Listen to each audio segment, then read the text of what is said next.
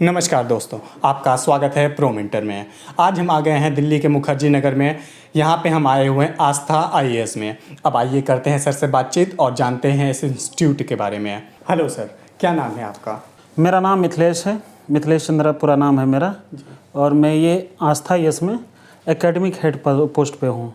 और यहाँ मैं पूरा एक तरह से मैनेजिंग भी देखता हूँ, प्लस में जो एकेडमिक चीज़ें होती हैं वो सारा भी मैनेज मैं ही करता हूँ। सर, आपके आस्था आईएएस का बेसिक एम क्या है? देखिए, मेरे आस्था आईएएस का बेसिक एम अधिक से अधिक रिजल्ट देना और वैसे बच्चों को वहाँ तक भेजना जो कि दिल्ली आने में सक्षम नहीं हो।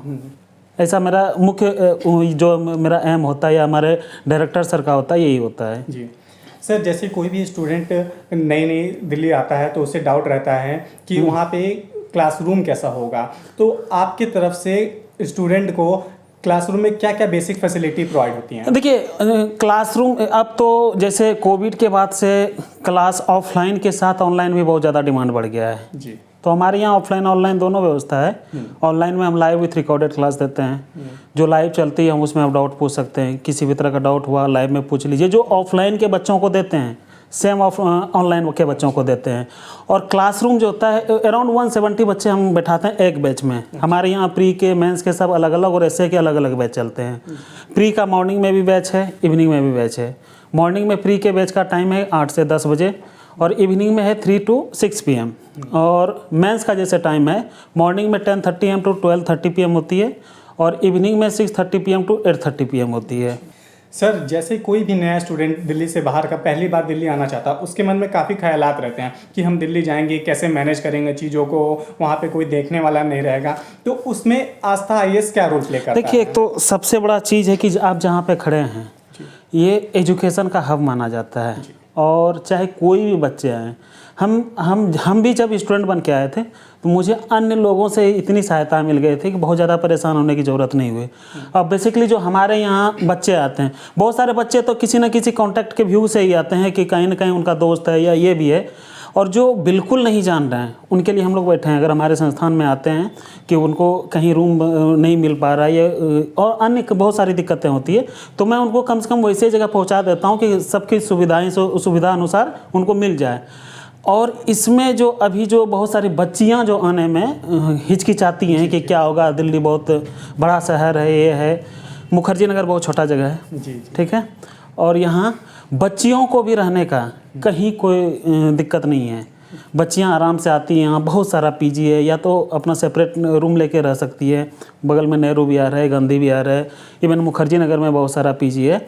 और जो बच्चियां और फैमिली, बहुत सारे फैमिली वाले भी आते हैं, तो प्रॉपरली हम उनको यहाँ बैठाते हैं। हमारे यहाँ के स्टाफ हैं, जो भी स्टाफ रहे बहुत सारे हैं, मतलब सब विभाग के अलग अलग स्टाफ हैं, टेक्निकल के अलग हैं, कंटेंट के अलग हैं, और ये 4th ग्रेड में ये भी अलग हैं।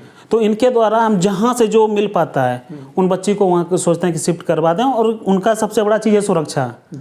तो वहीं हम लोग भेजते हैं जहाँ सबसे हम लोग श्योर हो जाए कि यहाँ सुरक्षित है बच्ची।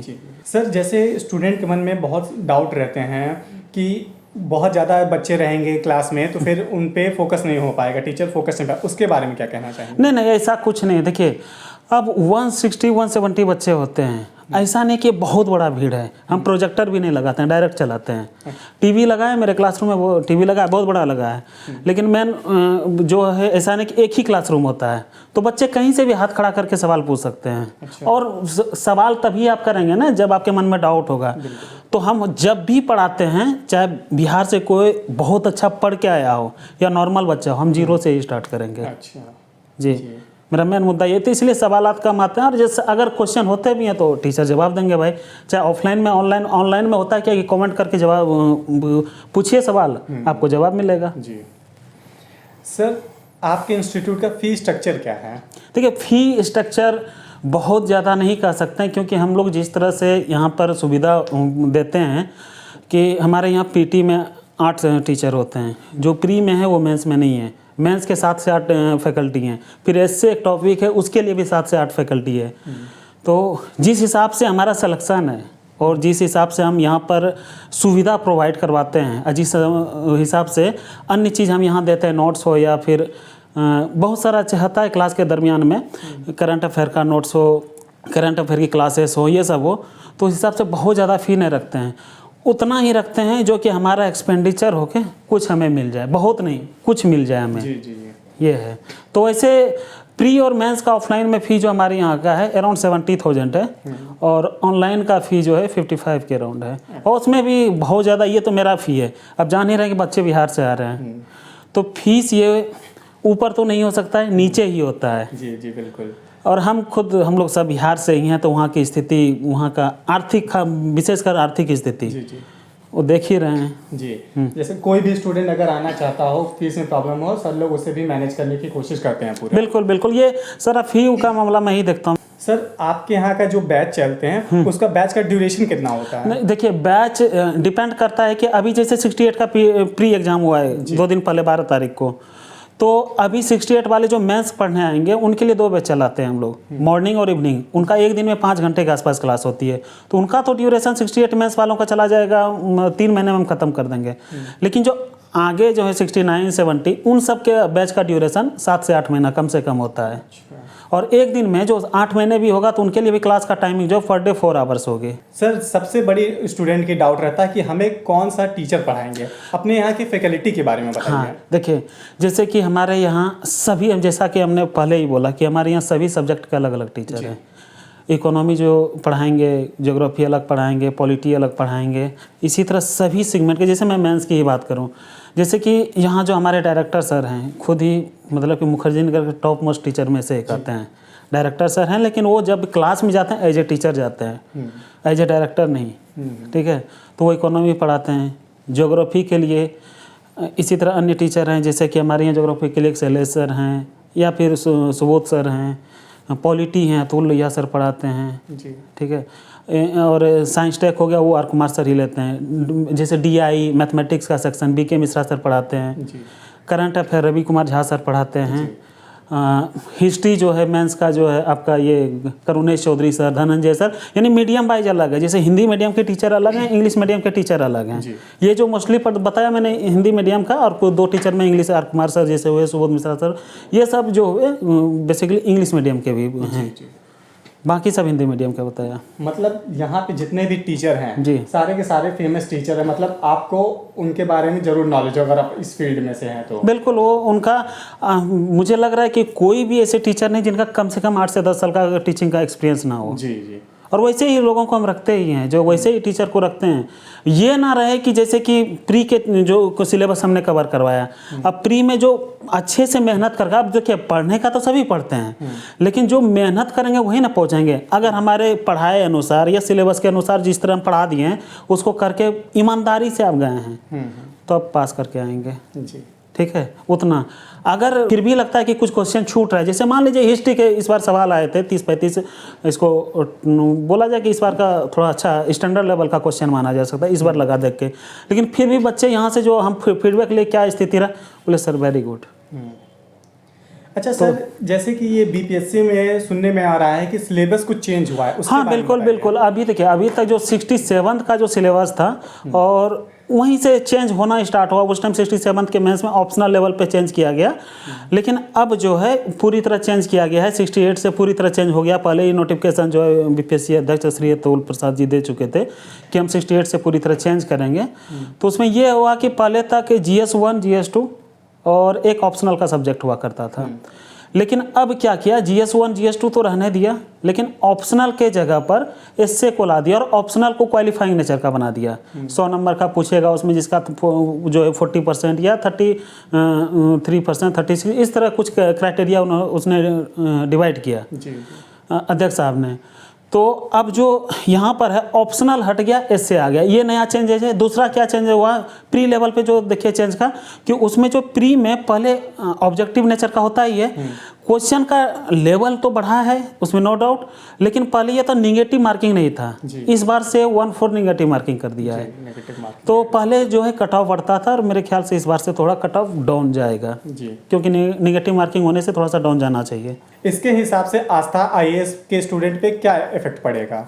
नहीं, इफेक्ट ज़्यादा नहीं पड़ेगा। देखिए जिस तरह से अध्यक्ष साहब बार बार जो है ट्वीट कर रहे थे, कुछ ना कुछ नोटिस डाल रहे थे, हम लोग यही कोशिश कर रहे थे कि हर तरह से तैयारी। हमने अब इस बार प्री का जो टेस्ट सीरीज करवाया, तो उन्होंने पूरी तरह नोटिस क्लियर नहीं किया था, तभी से मैं निगेटिव मार्किंग के द्वारा टेस्ट सीरीज करवाया। तो बच्चों को बहुत ज़्यादा फर्क नहीं पड़ा था इस चीज़ का, क्योंकि हम उसको बहुत ज़्यादा 16-17 इस बार टेस्ट सीरीज करवाए थे, और बहुत ज़्यादा अच्छे से उसमें रिवाइज करवा दिए थे कि बाबू जिस तरह का भी क्वेश्चन है तुम लोग अटेंड करने के लिए तैयार रहना। हाँ, थोड़ा सा ये था कि ऑप्शन उसमें जो 4 ऑप्शन, एक 5वां ऑप्शन होता था, 5वां में 2 ऑप्शन हो जाता था। तो वो क्या कि ऑप्शन डी को जो देना चाहिए उसको हटा के उसमें उपरयुक्त में से कोई नहीं ला दिया, और 5वां ऑप्शन ई में उपरयुक्त में से एक से अधिक ला दिया। ये थोड़ा चेंज है, ये भी बहुत ज़्यादा इसमें नहीं कहा जाए कि कोई दिक्कत वाली बात है। और मेंस लेवल की जहाँ तक बात है, तो मेंस में तो जो चेंज हुए हैं तो अच्छा सकारात्मक कदम है, नो डाउट ये अच्छा कदम है जो इससे जोड़ा गया, कि जिस तरह से अध्यक्ष साहब टॉपिक डिसाइड किए हैं कि हम इस तरह से लेंगे, इससे अच्छा, इससे जो है ना, ये ऐसा नहीं कहेंगे पहले अधिकारी जो वन डे एग्जाम के टाइप के भी चले जाते हैं, ऐसा नहीं है, सब जाते हैं, जो मेहनत किए हैं सब गए हैं, लेकिन अब और थोड़ा सा क्वालिटी बढ़ेगा, और अब पढ़ाने वाले टीचर को भी बहुत ज़्यादा मेहनत करनी पड़ेगी। जी। अच्छा सर, जैसे कोई भी नया स्टूडेंट आपके यहाँ आना चाहता हो, अपने ऑफिस का लोकेशन बताइए। देखिए, ये अभी तो मेरा मुखर्जी नगर में जो ऑफिस है, यहाँ तो नियरेस्ट जो आप हमारा मेट्रो स्टेशन है जीटीबी नगर है। जीटीबी नगर से गेट नंबर 2 से बाहर निकल जाइए, वहाँ से मुखर्जी नगर आइए, बत्रा सिनेमा के पीछे, बत्रा सिनेमा के जस्ट पीछे पोस्ट ऑफिस है।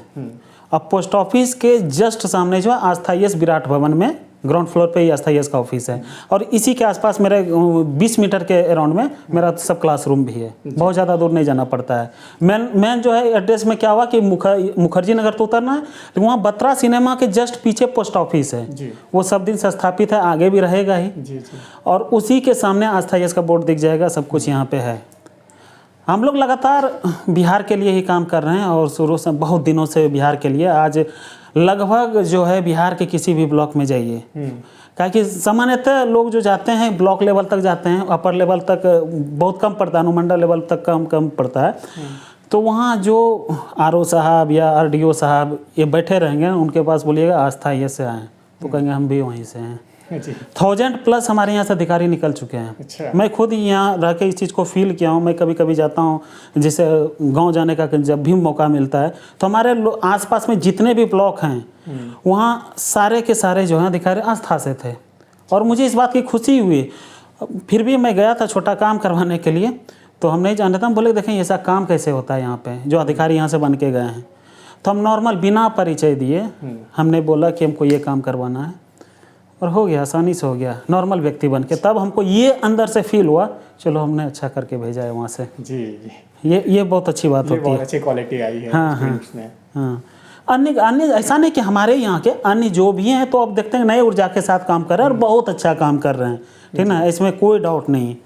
और मेरा भी सब दिन का यही लक्ष्य होता है कि जो भी हो बहुत अच्छा हम अपने तरफ से अच्छा दें, ताकि वहाँ बिहार को अच्छा मिले। क्योंकि वो तो आप जब एक प्रशासनिक अधिकारी बनते हैं, तब आप अपने लिए कम, आम जन के लिए ज़्यादा जीना पड़ता है आपको, उनके बारे में सोचना पड़ता है, ये होता है। जी। अगर आपको और भी कोई डाउट है तो आप कमेंट बॉक्स में पूछ सकते हैं। अगर आपको ये वीडियो पसंद आया है तो इसे लाइक, शेयर और सब्सक्राइब जरूर करें। Thank you.